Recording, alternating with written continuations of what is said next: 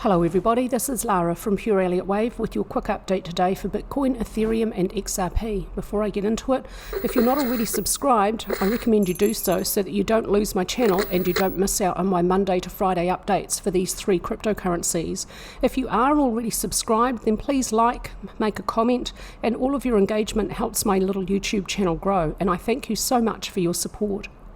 Today, Bitcoin's having what could close as a bullish engulfing pattern. It's in the context of a small pullback, so I would consider this a reversal pattern if the close is above the open of the previous session for 14th of November. And we'll know at the end of the session what volume's going to do, but if it has a push from volume, then I'd expect a new high for the short term for Bitcoin. I am still looking for a sharper, deeper pullback to last at least a couple of weeks. It might not be this though. This might be just a smaller pullback before a new high, and then we might see double bearish divergence develop between price and RSI before we see that deeper pullback, because support has held about 35,000 and today's candlestick so far looks pretty strongly bullish, but I'll let you know tomorrow when I give you your update after this candlestick for 15th of November has closed what conclusions I draw from it. Up to yesterday, price was pushing price lower, not as strong as previous upward movement, so the volume profile overall is still bullish, but for the short term bearish.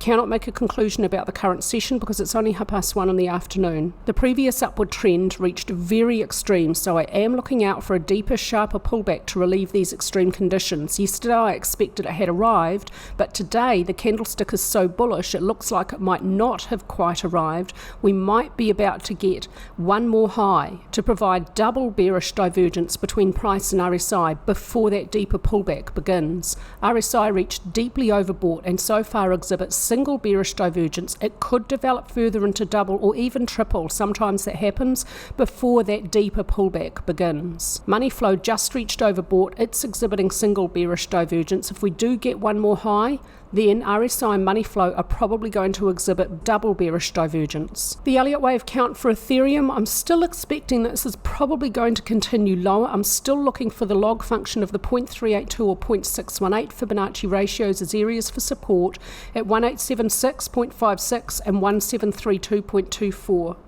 If it does get lower, then I'll look out for support at the lower edge of this base channel. I've copied this over from the weekly chart. So the Elliott Wave count for Ethereum sees a 5-step forward pattern from this low to this high. I'm labeling it minute 1, followed by a 3-step back pattern labeled A, B, C for minute wave 2 to complete.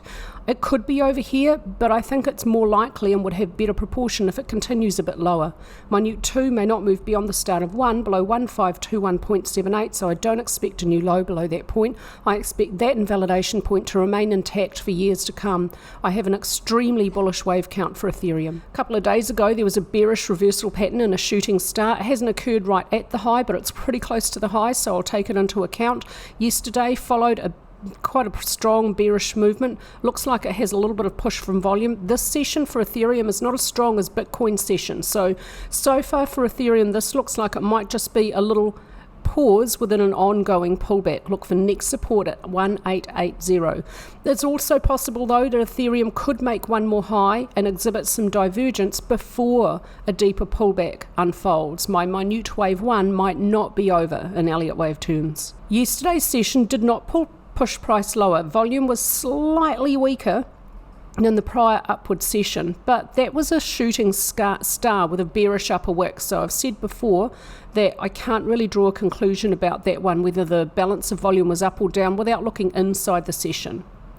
Still, we had decent volume pushing price lower yesterday. Let's see how the current session closes. RSI reached deeply overbought, but it hasn't exhibited bearish divergence for Ethereum. If we get one more high, I'll be looking for that bearish divergence to develop. Doesn't mean we do have to get another high before we see that sharper pullback. Just if we do get another high, that's what I'll be looking for. For the upward trend, ADX reached very extreme. It's in danger territory. It's now declining, indicating no clear trend. With these extreme conditions with RSI, ADX, I would expect a sharper, deeper pullback to relieve them. Either already just turned up as my Elliott Wave count expects, or coming after one more high. Quick look at the weekly chart for the XRP Elliott Wave count. This is all within a cycle degree third wave, so it's an extremely bullish wave count.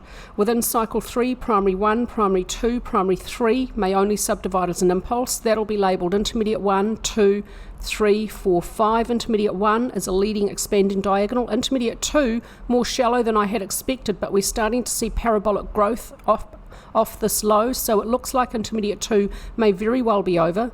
I'm drawing this base channel again from this low here, week beginning 6th of November, to this low here, week beginning 13th of August on a semi-log scale, parallel copy up here.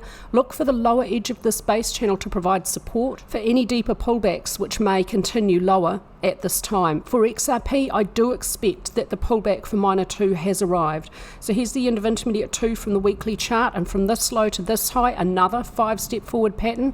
Now looking for another 3-step back pattern to complete.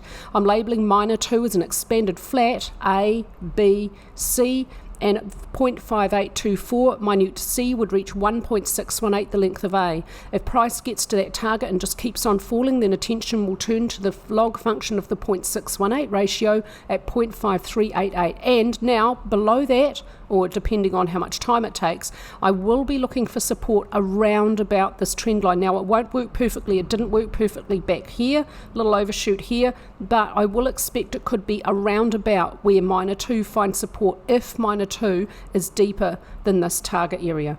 Minor 2 may not move beyond the start of 1, below 0.4456. Now I expect that low to remain intact for years to come for XRP. This upward trend for XRP also reached extreme territory. RSI and money flow both reached overbought but did not exhibit bearish divergence. However, given extreme conditions, I gave the dark cloud cover a fair bit of weight. Price is now moving lower. I'm not labeling this a shooting star, it's got too much of a lower wick, but it does have a very bearish upper wick. Support at 62 cents has held for the last few sessions. Let's see how that holds. If we move higher, resistance at 82, but if it breaks below support, there's a bit of white space for free fall. Next support 54 to 55 cents. Volume was not pushing price lower yesterday. It was weaker than the previous upward session, although that had a really bearish upper wick. So like I said on the day, or the day after, look inside that session to see where volume is strongest. Either way, volume was fairly decent yesterday, pushing price lower. Let's see how the current session unfolds. If it's weaker, then I'll read the volume profile as bearish. ADX told us the upward trend reached very extreme, not deeply in danger territory, but just at the edge of danger territory for XRP. It's now declining, telling us there's no clear trend, so we should be expecting a pullback or consolidation. RSI reached very deeply overbought, but did not exhibit bearish divergence. It doesn't have to before we see deeper pullbacks. But when we do see the bearish divergence, the probability of a pullback increases. That's how that probability works. Money flow also reached reasonably overbought for XRP, so unsurprising that we're getting some downward movement, and I expect it's probably not quite over yet. That's it from me with your quick update today. Thank you so much for all your engagement. Thank you for your support. I'm still very much enjoying giving you these daily updates. And just a reminder, please don't ask me to do any extra analysis for the next few weeks. I've got some other things that I need to finish first, and well, then I kind of like to enjoy Christmas actually with family. I'll be in Texas for a Texan Christmas. I haven't had one of those before, so I'm looking forward to that.